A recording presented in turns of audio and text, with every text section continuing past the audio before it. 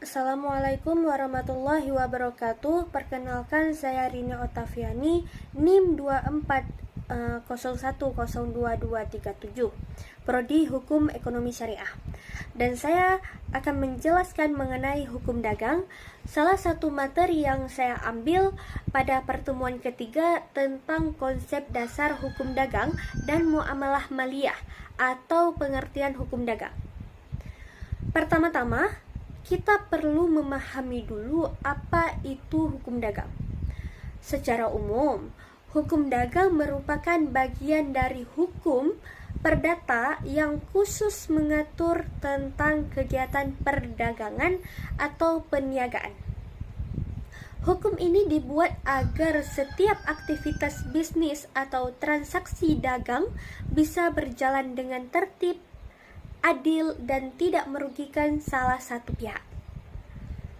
Nah, sejak zaman dahulu, aktivitas perdagangan sudah dilakukan manusia, mulai dari tukar-menukar barang hingga transaksi jual-beli.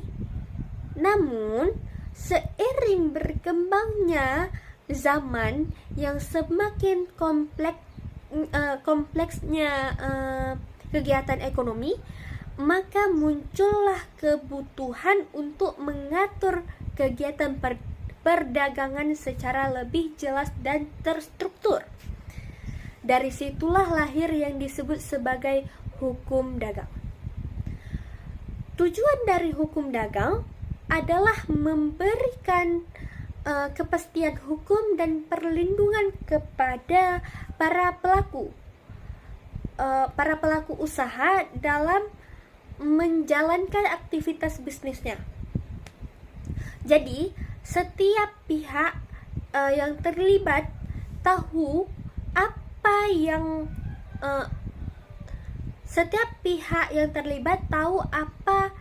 hak dan kewajibannya, serta apa yang boleh dan tidak boleh dilakukan dalam dunia usaha. Selanjutnya, saya akan membahas mengenai ruang lingkup dari hukum dagang. Hukum dagang memiliki cakupan yang sangat luas. Beberapa contoh yang diatur dalam hukum dagang antara lain: yang pertama, kontrak bisnis, yaitu perjanjian kerjasama antara dua pihak atau lebih untuk tujuan tertentu. Yang kedua, bentuk-bentuk badan usaha, seperti perseroan terbatas, PT, CV, firma, koperasi, dan lain sebagainya. Yang ketiga, ada perusahaan publik dan pasar modal yang berkaitan dengan jual beli saham. Yang keempat, ada investasi asing, terutama kerjasama antara perusahaan lokal dan pihak luar negeri. Yang kelima, surat berharga seperti cek, giro, dan obligasi. Yang keenam, ada hak kekayaan intelektual seperti hak cipta, paten, dan merek dagang. Nah, yang ketujuh, perlindungan konsumen agar pembeli tidak dirugikan, dan juga termasuk penyelesaian sengketa bisnis, baik melalui pengadilan maupun jalur alternatif seperti arbitrase.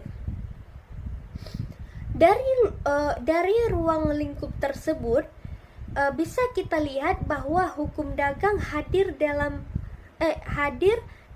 hampir seluruh aspek kegiatan usaha. Lalu apa saja sumber hukum dagang?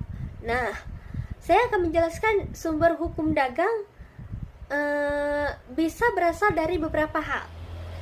Yang pertama adalah dari Kitab Undang-Undang Hukum Perdata (KUH Perdata) dan Kitab Undang-Undang Hukum Dagang (KUHD).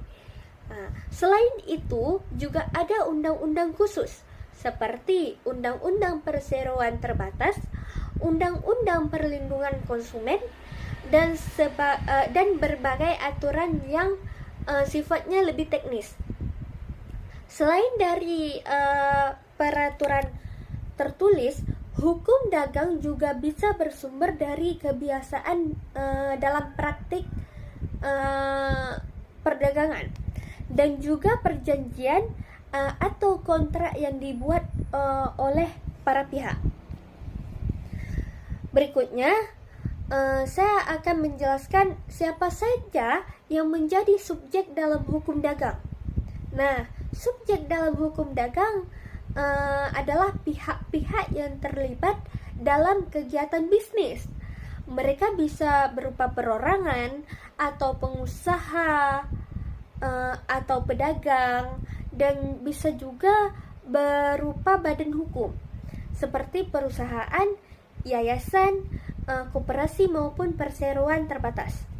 Nah, badan hukum sendiri dapat dibentuk oleh pemerintah maupun swasta dan memiliki hak serta kewajiban yang diakui secara hukum.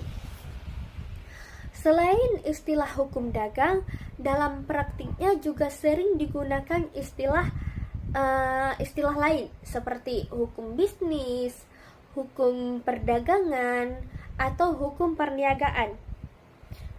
Walaupun istilahnya berbeda, pada dasarnya semua mengacu pada aturan-aturan yang mengatur kegiatan ekonomi atau usaha. Perbedaannya hanya terletak pada lingkup dan konteks penggunaannya aja. Kemudian menurut para ahli, hukum bisnis atau hukum dagang adalah aturan yang mengatur segala sesuatu yang berkaitan dengan perdagangan, investasi, produksi, dan pertukaran barang atau jasa yang dilakukan oleh individu ataupun badan usaha dengan tujuan memperoleh keuntungan. Artinya, hukum dagang tidak hanya bicara soal jual beli. Bisnis dijalankan secara profesional dan tanggung jawab. Sebagai penutup, saya bisa mengambil kesimpulan bahwa hukum dagang sangat penting dalam dunia usaha. Karena tanpa usaha yang jelas, bisnis tidak bisa. Karena tanpa aturan yang jelas, bisnis bisa menjadi kacau dan merugikan banyak pihak. Dengan adanya hukum dagang, setiap pelaku usaha bisa menjalankan aktivitasnya dengan aman, profesional, dan sesuai aturan.